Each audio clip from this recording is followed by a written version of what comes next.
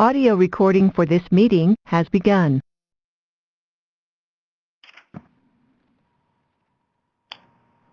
Good afternoon, everyone, and thank you for joining us for today's webinar, VA Housing Resources for Heroes Part 3, which is an overview on VA REO property preservation and access to opportunity for nonprofits.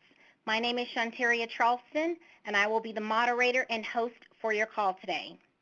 If you have not already done so, please ensure that you have access to both the audio and video portion of the webinar.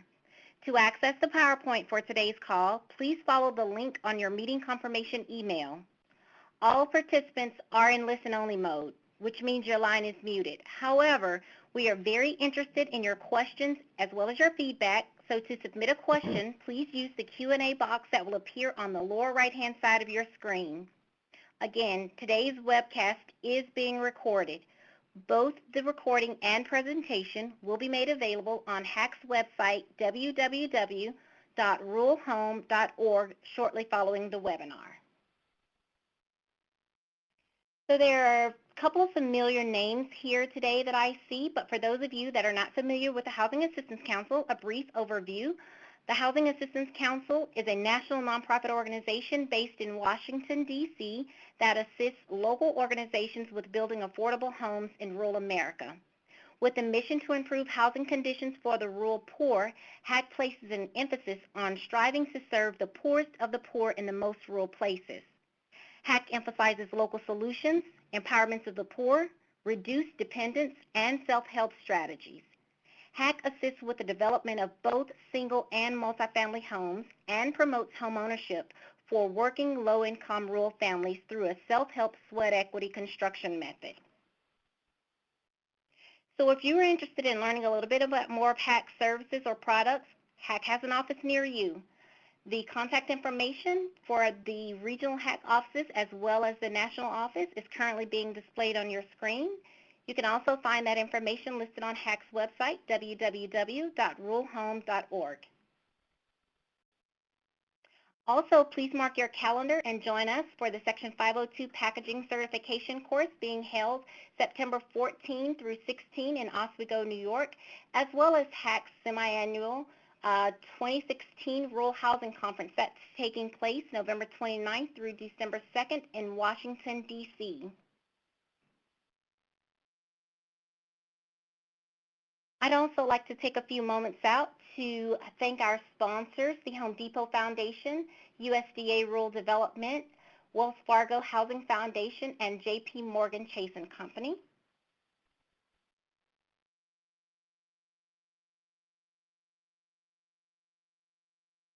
Again, I'd like to thank everyone for joining us for today's webinar, VA Housing Resources for Heroes, Part 3, which is an overview on VA REO property preservation and access opportunities for nonprofits. Before we jump into the webinar today, I'd like to introduce our speaker for today. Our speaker for today is Eric Bryant, and Eric has served as a realty specialist in the Property Management Division of the VA Home Loan Guarantee Program. Eric works to analyze, develop, and implement program policies related to VA's acquired property and homeless shelter operations, and also works with a diverse group of stakeholders to oversee VA's contract with a private sector firm who manages, markets, and sells VA's acquired properties. Prior to his tenure with the Department of Veterans Affairs, Eric worked for the Department of Housing and Urban Development in Philadelphia as a single-family housing specialist. His tenure at HUD was marked by the height of the financial and housing crisis, where Eric became an experienced manager working with REO property inventories at historic levels. Prior to HUD, Eric worked as the co-program manager for a property management and marketing contractor that worked with REO HUD homes. And so at this point, I will turn the webinar over to Eric. Good afternoon, everyone. This is, of course, Eric Bryant, and I'm also here. I'd like to introduce my colleague, Michelette Bottoms Israel. She's here also, and she works here with me in the Loan Guarantee Department, specifically the Property Management Division here at VA. Today, just to give you an agenda of what we're both discussing, basically it's going to be primarily two areas. One is going to be purchasing a VA property. The next item of discussion will be an overview of the homeless shelter program.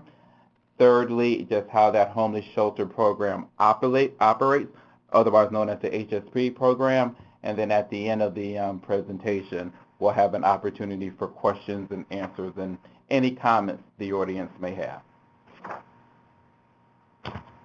Now, some of the frequently asked questions VA receives regarding the VA home buying process is the first one, and it is, do I have to be a veteran to purchase one of the homes listed on the site? The answer to that question is no. Anyone can purchase a home. You can be a real estate investor, you can be an owner-occupant buyer, etc. We don't have any preferences in terms of who purchases a VA property. I know some agencies like HUD do have preferences geared to owner-occupants and buyers of that nature, but that is not the case here with the VA. The second most frequently question we receive from potential buyers of a VA property is, do I have to use a VA loan to purchase a home listed on this site? The answer to that question is no. Again, you can use whatever type of financing you prefer. You can use a VA loan, of course. You can use a FHA financing, conventional, and of course, cash. So we accept pretty much all different types of payments in order to purchase a VA property. Now, the 5 steps in the VA home buying process, briefly, because I go into further detail, is you want to search for the property on the website. That's listed there on the slide, as you can see. Secondly, you want to tour the home with your real estate agent of your choice. Thirdly, you want to submit your offer via your agent. Next, you will want to execute a sales contract. And then the 5th step is you want to close on the VA home. In step number 1, in searching the website for a home, the first thing you want to do is utilize the website link that's provided and search for a home that meets your criteria in terms of location, price, number of bedrooms, etc. The website is very user-friendly, so you should not have any issues navigating the website. All VA homes are placed on this website, and they're available for sale via our contractor, VRM. And they're authorized to sell all VA homes nationwide. So this includes all 50 states and Puerto Rico also, if we have any properties available. The next step that you will want to do in purchasing a VA home is you want to tour the home with your agent. Once you find a home that interests you, you want to find a real estate agent of your choice to show you the property. Now, you have to utilize a real estate agent. You cannot contact VRM to show you or provide access to the property. Once you find an agent that you feel you can work with and is responsive to your needs, you will view the property. The 3rd step is you want to submit an offer. Now, once you and your agent find a home that meets your criteria, your agent will submit an offer on your behalf to VRM's listing agent. The amount you want to pay is entirely up to you and your agent. Your house, of course, for instance, is listed for $100,000. You and your agent decide, let's say you want to offer $50,000. If you feel that is an appropriate amount, then that is what you will submit for your offer. However, I can pretty much say I doubt your offer will be accepted by VRM, but the point that I want to make is you need to submit an offer you feel you are comfortable with based upon your analysis of the property. The next step, the 4th step, is you want to execute a contract. Now, if your offer is accepted, you and your agent will prepare and complete the sales contract with the necessary paperwork. Again, I'm not going into the details of what is required or necessary documents to have an executed sales contract, but they are pretty much what is typical in any home purchase. Now, once the documentation is submitted, you will receive a signed copy by the seller, meaning us, VA. The 5th and final step is you close on the house. Now, this is different in terms of you decide, meaning the buyer, what entity, title company, or if it's a state that requires an attorney in terms of hiring your closing attorney to facilitate settlement. But again, that's up to you. And of course, at that point, it is exchanged between us in terms of you give us the money for the property, and we will hand you the keys and a deed for your home purchase. And that's pretty much the steps, of course, in purchasing a VA-acquired property. The next process or item that we want to discuss is the HSP program, which is otherwise known as the Homeless Shelter Program. Now, that process came about via legislation, as you see here on this slide, which is 38 U.S.C. Section 2041, and this is the authorization that VA has in order to implement this particular homeless shelter program. Of course, it is to assist homeless veterans and their families in acquiring shelter for properties that VA may sell, VA-acquired properties, to nonprofit organizations. Now, the second part of this statute, 38 U.S.C. Section 5902, this is where the Secretary has recognized certain entities where they are automatically able to participate in the program based upon their designation. And some examples, of course, are the National Red Cross, the American Legion, Disabled American Veterans. The next question is, how does a nonprofit become eligible? The nonprofit or entity must obtain from VA an eligibility letter. Now, how does a nonprofit or an entity receive the eligibility letter? Well, there are three types of eligible homeless providers. The first one is government units. Now, government units are, of course, the municipality, state government, etc. If you're one of these type of entity, you're automatically able to participate in the program. The second type of eligible homeless provider is, of course, what we already discussed on the previous slide, which is the preferred nonprofit. And the preferred nonprofit, of course, is what was mentioned by statute 38 U.S.C. Section 5902, which is, of course, certain organizations like the American National Red Cross, Disabled Veterans, etc., or automatically will receive an eligibility letter to participate in the homeless shelter program. Now, the third one is a qualified nonprofit organization. Now, this is the one where basically 95% of the organizations who do participate, they qualify based upon becoming and submitting these particular 6 conditions and documents in order to receive an eligibility letter to participate from VA. One of them, of course, is you have to be not seeking profit. Secondly, you have to have a voluntary board. Third, you have to provide up to 6 months of accounting statements that are prepared in accordance to generally accepted accounting principles. The fourth one, you need to show a list of locations where the nonprofit is actually helping homeless.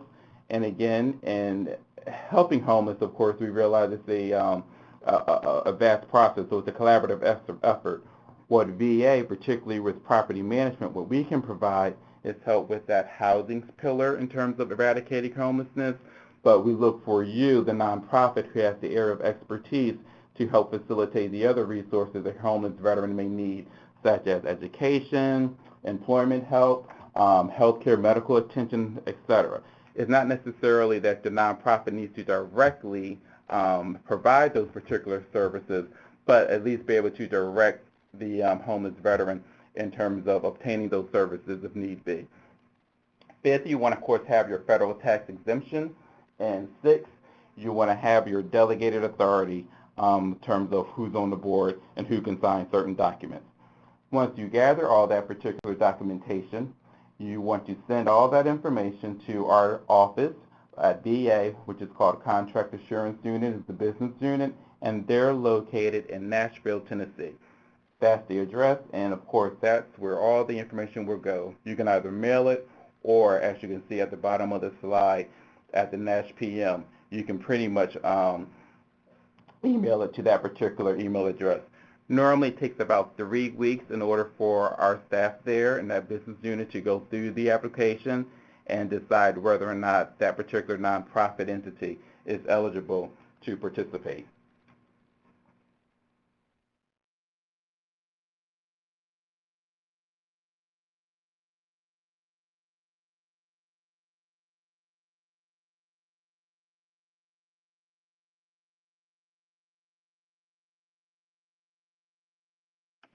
Okay. Well, let me, I think we do have a question, but let me talk about the slide that's actually there, which is about the discount, and just to tell you how the HSP program operates. Basically, what VA, particularly specifically loan guarantee, can provide is the housing pillar component of eradicating veteran homelessness. And therefore, we provide houses to a nonprofit at a discount, and the discount varies based upon how long the property has been listed for sale in our inventory. So as you can see here by the chart, if it has been listed for at least 30 days, but less than 2 months, the nonprofit will receive a 20% discount from the current list price. If the property has been listed for 2 months, but less than 3 months, the nonprofit will receive 35% off the current list price. And the highest discount that can be received is if this property has been listed by our contractor for more than 3 months.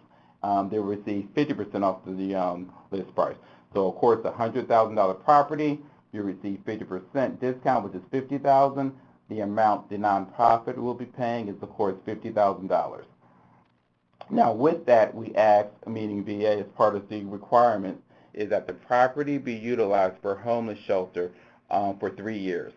So with that, once the property is sold, there's a restriction recorded with the deed that will require that property to be utilized to house homeless veterans for a 3-year period. After the termination or the expiration of the 3-year period, that nonprofit, that restriction is lifted, and that nonprofit can sell the property at the current market value if they need money to continue their endeavors in helping homeless veterans, or of course we would encourage, of course, to continue to utilize that property as a veteran homeless shelter.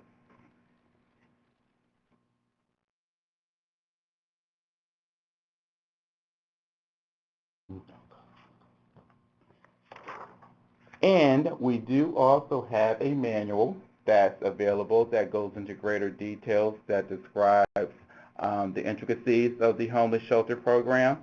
And of course, that link is provided in the slide below, which is www.benefits.va.gov link. And of course, that will basically explain in greater detail more requirements about the program. Of course, during that 3-year period, we do require you submit paperwork to us here at VA in terms of quarterly reports, in terms of the names and all the veterans, homeless veterans you've been helping. We want to make sure the property is being utilized for that purpose. We will do inspections during that 3-year period, and just the normal quality control areas that are in any type of a program like this will still be engaged with you over that 3-year period while that restriction is in place.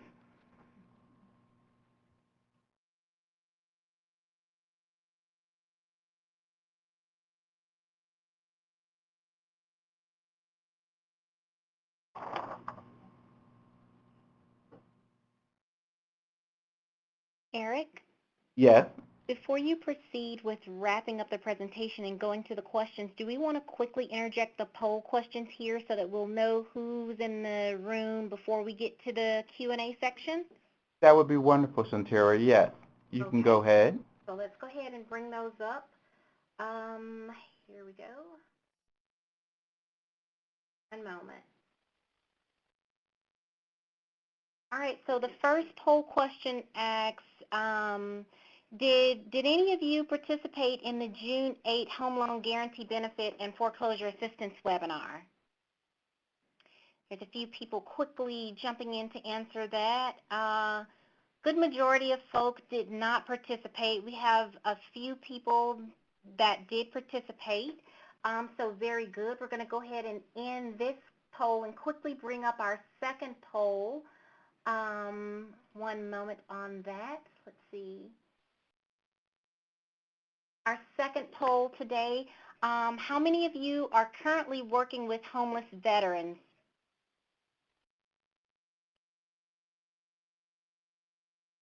Let's see. The numbers are coming in very rapidly. All right, so it looks like majority of people on the call today are not working with, are not currently working with homeless veterans. That's not to say that they're not working with veterans at all, just that they're not working with homeless veterans. And then we do have a small portion that is currently working with homeless veterans. So I'm going to go ahead and close that poll and bring up our final poll for today before we move into the Q&A portion of the call. And it's just simply asking, after hearing the information that Eric has provided about the VA REO property, how many of you think that your organization might be interested in purchasing a VA-owned property? And so if we could ask you to please go ahead and make your selections. Well, now the numbers are direct inverse of the ones before. So it looks like a fair amount of people, more than half on the call today, would be interested in purchasing a VA-owned property, and there is quite a few that are still in the collection stage of pulling together information to make that decision. So not bad, not bad. Going to go ahead and end that poll and then turn it back over to you, Eric, so that you can push us through to the Q&A. Okay. And I do see, and pretty much that's basically, there's one more slide or so, but I do see a question here that I'll address. Basically, we'll have a couple of more slides. And it's basically, of course, the goal of the program is to eradicate veteran homelessness. As we kind of stated earlier, homelessness for veterans is a multi-layered problem. Homelessness is basically a symptom of a broader problem, whether that's health issues the veteran may be experiencing, education, employment, things of that nature. So what we can particularly do in this particular division at Loan Guarantee Property Management is help the nonprofit with that housing pillar in terms of providing a discount in order to facilitate housing a homeless veteran. What we would like is for the nonprofit to have other experience in terms of being able, as I stated earlier, to provide those collaborative services such as education, healthcare, etc. And again, not necessarily providing them directly, but at least being able to direct that homeless veteran in order to obtain those particular services. And I do see we do have a question here in the Q&A, and please, if I'm not quite, I think it says something to the effect of, is the program only for organizations helping the homeless? How about helping low-income avoid homeless? As my colleague Michelle stated, yes, the program helps veterans who are at risk of homelessness. So if the veteran is at risk of being homeless, then this is a program that would be able for them to be utilized in order to, of course, eradicate veteran homelessness. And at this point, are there any more questions and answers, or comments rather, regarding the program or anything that was discussed today? There are quite a few questions that have come in, Eric. They've actually sent them to my chat attention, and so what I will do at this point is just kind of read them off to you, and you, Elysium, or Michelle can respond to those. So do we want to go ahead and get into that right now? Yes, we're ready to listen. All right, perfect. So the first question we have received today, it asks, how long does the process take for an otherwise eligible nonprofit to be recognized by the VA as a qualified nonprofit organization under the HSP program? Yep, if you have all those, as long as you have a complete package, meaning the required documentation, you were able to submit that to our Nashville office, and that will take approximately 3 weeks or so in order to receive a response. The Nashville office will reach out to the particular organization or entity if they need additional documentation, so that may slow the process, but essentially it's 3 weeks for us to make the determination whether or not your organization is eligible for participation in the HSP program. All right, perfect. So the next question we have is, are HSP qualified nonprofits given preference for grants that support homeless veteran services? I guess the question's asking across the VA, like other grants that support homeless services, then, if they are qualified as one of them. Again, okay, I'm not so familiar with all grants that VA provides, so it would be based upon whatever that criteria is for that particular grant is. Off the top of my head, I would tend to think not. But again, it's up to the grant that's being offered by that particular VA entity. I don't know all the different grants that VA has that are out there because there are quite a few, but again, if it's, it is a possibility, but again, that's going to be based upon the requirements that are stated in that particular grant that your nonprofit is achieving. At this point, we don't have any that have utilized that in our program, a VA grant, so I haven't seen that, but I'm not going to say that's completely unlikely. All right. The next question, are nonprofits given discounts on VA homes if the homes are being rehabbed and targeted to low-income veterans? So again, the discount that we provide is based upon the list price will reflect it. If the property needs to be rehabbed, that's going to be reflected in the list price of the property. So again, the discount and what VA, particularly this program, is offering is the discount. And that discount is based upon how long the property has been listed for sale. So the discounts remain the same, but again, if the property needs a whole bunch of rehab or a lot of rehab, then of course that's going to be reflected in the list price. Okay. The next question is there a minimum sales or purchase price on the VA units? No, whatever the property is listed for. Now, you know, we acquire properties based upon, it was of course unfortunately a loan that VA made, and that's how and of course we had to, or the servicer had to foreclose. That's how VA acquired these properties in our property management inventory. So it's typically single family houses, you know, 4 units or less. Those are the type of houses that are in neighborhoods, etc. So you want to comply with all the local zoning laws. So that's typically the inventory that VA has that's going to be eligible for this particular HSP program. All right. The next question coming up is there a limitation on the number of units a qualified nonprofit is able to purchase in a particular year or time period? It is. For the first 2 years of the program, the nonprofit will be limited to 5 properties. No particular dollar amount, just 5 properties. And if things are go well with the particular organization, as I mentioned before, there's a quality control that we monitor the property over that 3-year period while that restriction is in place. After that, they can purchase up to 10 properties per fiscal year if things go well during that initial 2-year period. The nonprofit entity would need to, of course, recertify basically every 2 years. All right, great. That's really great information. The next question that has come up is there a time limitation on ownership of the VA property before the unit can be resold to an eligible buyer, or how long is a nonprofit allowed to hold a unit in its portfolio before resale, or does VA have any guidelines mandating such a turnover? Okay, that's kind of a two-pronged question. Of course, initially when the property is sold, there's a 3-year restriction that the property has to be used to house homeless veterans. However, if the nonprofit decides they want to sell the property to a homeless veteran, in terms of they have, you know, able to now purchase the property, you would contact us here at Central Office, and we can possibly have that restriction lifted and provide you the ability to sell that property to a homeless veteran based upon the circumstances if they warrant that. So that is option B with that whole caveat of the 3-year restriction. And Eric, this is Elysium. If I could just add for the group as well, you know, the purpose of the restriction on resale is to prevent, you know, unscrupulous parties. Not that anyone on the call, of course, is unscrupulous, just, you know, the attorneys like for us to make sure that we've got our T's crossed and our I's dotted.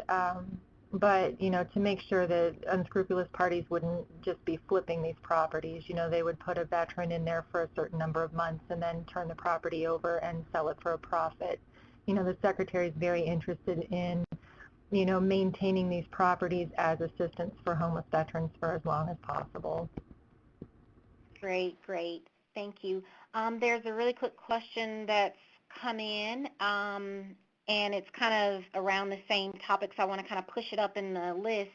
It says, will the VA counteroffer if an offer is too low, or if it's rejected, can the purchaser or can the potential purchaser come back with a new offer?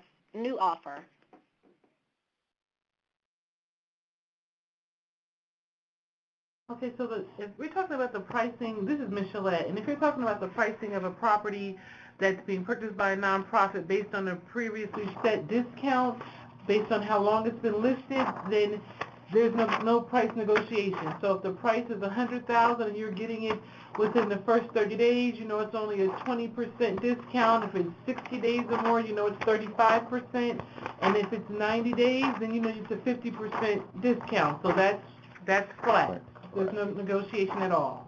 Now, Ms. Gillette, do you want to talk about in the regular PM world what happens if people just want to buy not for homeless shelter purposes, but if someone wants to buy an REO for other purposes? Could you talk a little bit about how that process would work in terms of offers? Okay, certainly. When we have a property that's listed for sale, just think about your traditional purchase process. And basically what you're doing is you are looking and you're making an estimate based on the comparisons that you and your realtor have done, and you're presenting an offer. Now, typically, when you present your offer, we're hoping that you're doing your highest and best initially. But if there's a situation where we receive more than one or multiple offers on a property, then our contractor will come back and say, look, we've received multiple offers. You need to know this and understand we're going to allow you another day or two to give us your highest and best bid, because ultimately the VA is looking to replenish a fund that is funded with taxpayers' money. So we want to do that, but the only time you will get an opportunity to come back and generate a new offer is in that scenario. Now, however, if you see a property for sale and we rejected the offer and you still see it for sale later, you can certainly, with your realtor, come back and submit another offer that's just the same as it is in any other standard transaction. Correct. And as Mr. Les stated, if you submit an offer, yes, the VRM will counter, even if you are the only offer. They will counter an offer to you. So, again, as Mr. Les already stated, it's the same in any other process. They may not counter, just depending how close you are into what the target price may be. But it is a possibility that, yes, even if you're the only bidder, that you may receive a counter offer from our contractor. Okay. All right, that makes sense.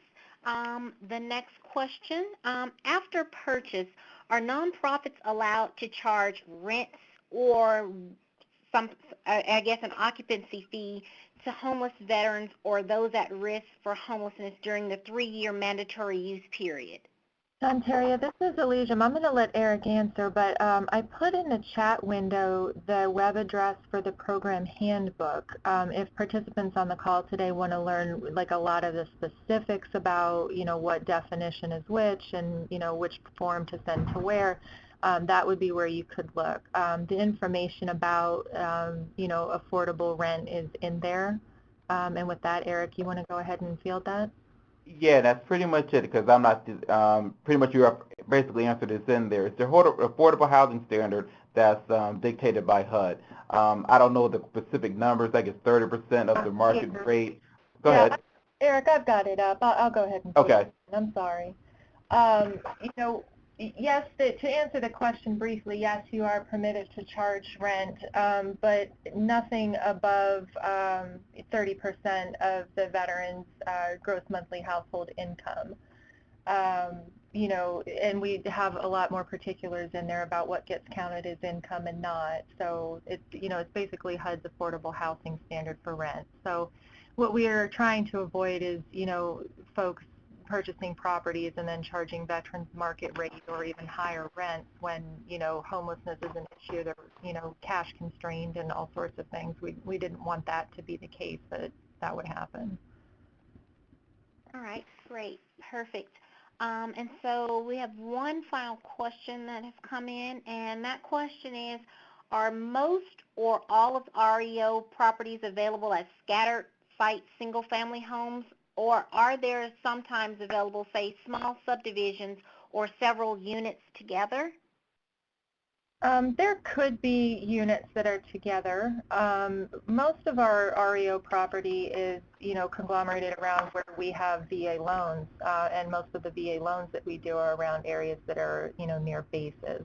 That's not to say we don't have properties in rural areas. I think last we looked at, it was somewhere around 15 or 18% of the loans that we do are in rural areas, and so some proportion of those, would eventually foreclose and be available through the REO process. So we always encourage folks to look on the VRM website tool and pull down the, the drop downs and do a good thorough search. It's a very easy tool to use, and so you can see what's where.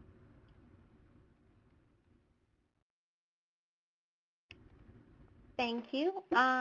Looks like that was the last question. Do we have any more questions from our participants on the call today? And just to kind of chime in what Elysium was stating too, because like at the highest areas, most of VA properties are located near bases, so that's where you will find the highest concentration of VA acquired properties.